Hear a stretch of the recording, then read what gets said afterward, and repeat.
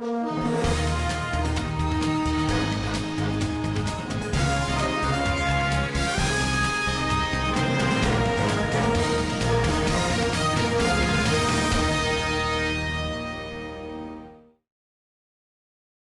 is Friday, April 24th. Welcome to this edition of Nevada County Now. The time of filming, there are no new cases of COVID-19 to report. Nevada County Public Health lists 36 laboratory-confirmed cases, 24 in eastern Nevada County and 12 in western Nevada County. For the most current information, visit mynevadacounty.com/coronavirus. Yesterday, the U.S. House of Representatives overwhelmingly approved a $484 billion coronavirus relief bill, funding small businesses and hospitals and pushing the total spending response to the crisis to an unprecedented nearly $3 trillion.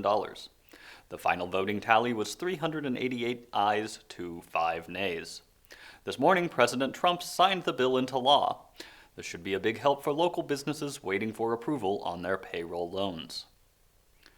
The California Department of Fish and Wildlife Director Charlton H. Bonham took 2 specific and limited steps for fishing in Sierra County. As requested by county officials, CDFW suspended fishing on the main stem of the North Fork Yuba River and delayed the trout opener on the entire Downey River main stem in the county. Sierra County officials requested these actions last week along with requests from Alpine, Inyo, and Mono counties. However, the tailored request required additional discussion with the county. The director made this decision in consultation with California Fish and Game Commissioner President Eric Sklar. Fishing was already open on the main stem of the North Fork Yuba River. Trout fishing was scheduled to open on the Downey River this Saturday, April 25th. Trout is the only fishable species on the Downey River. The closure and delay in Sierra County will expire May 31st, 2020. Specifically, this means fishing is now suspended on the North Fork Yuba River from Yuba Pass downstream to the confluence with Goodyear's Creek, and the trout opener on the entire main stem of the Downey River is delayed, both of these through the 31st of May. At the request of counties or tribes, CDFW will consider action to address needs regarding fishing season amongst the COVID-19 pandemic. With temperatures warming up, many people are looking for ways to safely recreate outdoors. With this in mind, the South Yuba Citizens League, in cooperation with other local agencies, put out a statement about the safety of the river. It said in part that the Yuba River is flowing too swiftly and is too cold to be safe for swimming. With the forecast predicting warm weather in the coming days, this group urges the public to make the responsible choice and stay out of the water. Most drownings occur in the spring when the rivers are running cold and fast and the weather is warm. These tragedies are completely preventable by staying out of the water during spring runoff. Nevada County does not have enough public safety personnel to monitor this highly dangerous situation.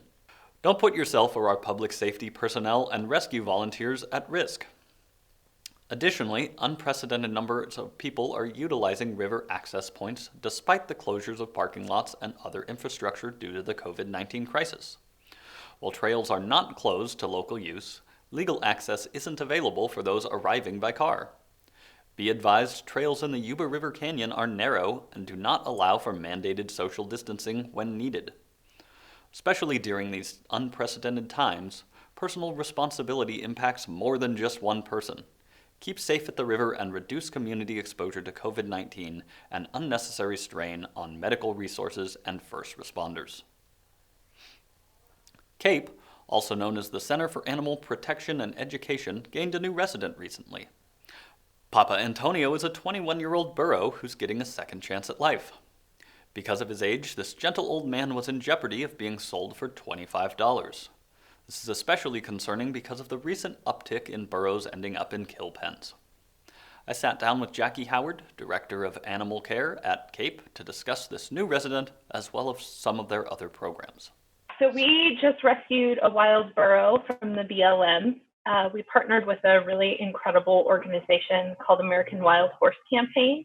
And we rescued a 21-year-old burro who has spent the last 8 months in a Nevada prison holding pen. Wow. And he just came to the Cape Animal Sanctuary. So we're very excited.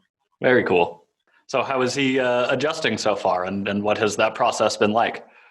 So the past month he spent at a temporary home with Kate's trusted vet, and she's been working on called gentling. So getting him comfortable in a halter, building trust with humans.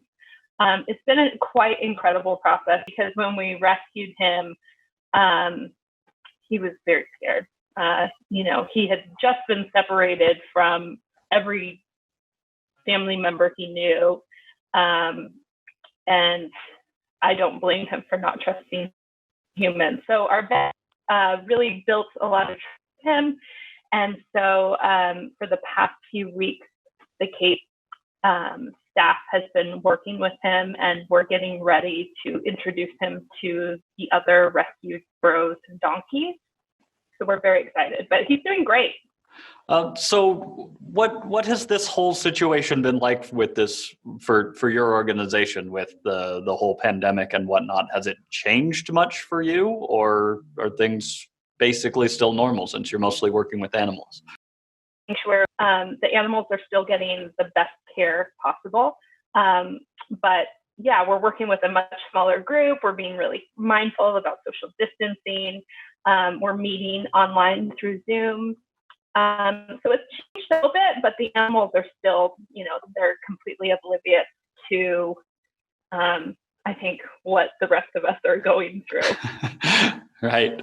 So how many animals do you have there now? How many are you responsible for taking care of at this point?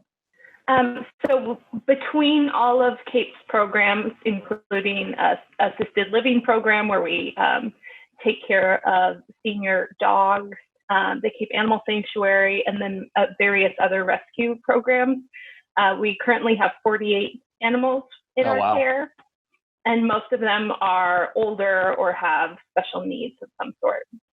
And the majority of them are farm animals? I mean, I know you said you had some dogs and cats, but mostly farm animals? Yeah, so it's kind of a mixed bunch. We, like I said, the assisted living program provides full-time home, and Cape covers all of their vet costs, and that's for senior dogs. We also rescue cats, goats, donkeys, burros, horses, pigs, chickens, turkeys. It's kind of a mixed bunch. But yeah, mostly farmed animals and dogs. Gotcha. Okay. And I believe I had seen that you're doing a virtual walkthrough in the coming days of your sanctuary. You want to tell us a little bit about that? Yeah, so this Saturday, April 25th at 10 a.m., we are doing a tour. Of course, we can't invite people to the sanctuary right now, so we're doing it virtually. On our Facebook page, you can find all the information. But yeah, we'll allow people to meet the animals, kind of see what a normal day at the Cape Animal Sanctuary looks like. Lots of fun stuff. Some of the pigs like to take mud baths, and the goats like to play around. Spring really is in the air at the sanctuary right now, and everyone's very playful, so it should be a good time. Gotcha. Yeah. Well, anything else that you can think of that you'd like to add about Cape and what you have going on over there? Yeah, I mean, we are still working towards saving more lives in 2020, regardless of all of the pandemic issues that are happening. We are working towards expanding our rescue programs this year. So what can people do to help you accomplish those goals? Well, first, following us on social media is a great way to get to know our animals and be really active in the Cape community. Of course, donating to any of our rescue programs. You can also sponsor an animal if there's one that you really fall in love with, which helps cover vet costs, feed, animal care, all of those things. Because our animals are specifically special needs and older, it's pretty expensive to care for them. So. Right. Yeah, just making sure that you're following us, donating when you can. I know everyone's going through a difficult time right now, but just doing what you can to be involved. Thank you for joining me. Awesome. Thank you so much, Cole. Thanks, Jackie. It's hard not to smile when you hear stories like that. Be sure to visit their website, capeanimals.org, to keep up with all the animal stories and support them if you can. With so many businesses and organizations transitioning to online mediums recently, it's important to get the fundamentals of video chats down. Our head of production, Andrew Rowland, and his dad, Bill, put together a video to help you do just that. And if you want more instruction, be sure to visit our Facebook page to sign up for our Zoom class. The next one will be April 29th at 3:30 p.m. Remember, stay safe, take care of each other. We'll see you on Monday. 10 ways to crush your video conference. Choose a quiet room. Close the door. And let your housemates know you're on a call. Even if you aren't planning to use your camera, dress somewhat professional. You should be as close to your Wi-Fi hub as possible. Consider a Wi-Fi range extender.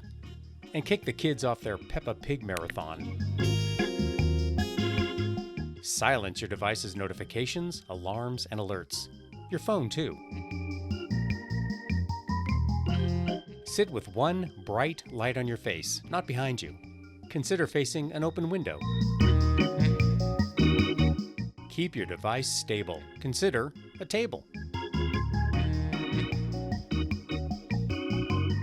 Place the camera at the same level as your eyes. Use boxes or books if you have to. Your eyes should be at about the 1/3 mark on the screen. Remove personal items from the background. Make sure no logos are visible. Consider moving any religious or political items. Keep your eyes on the camera, not your screen, so you're making eye contact with the other person. Don't do anything on camera you wouldn't do at a traditional in-person meeting. For more tips on making video conferencing way better, ask NC Media.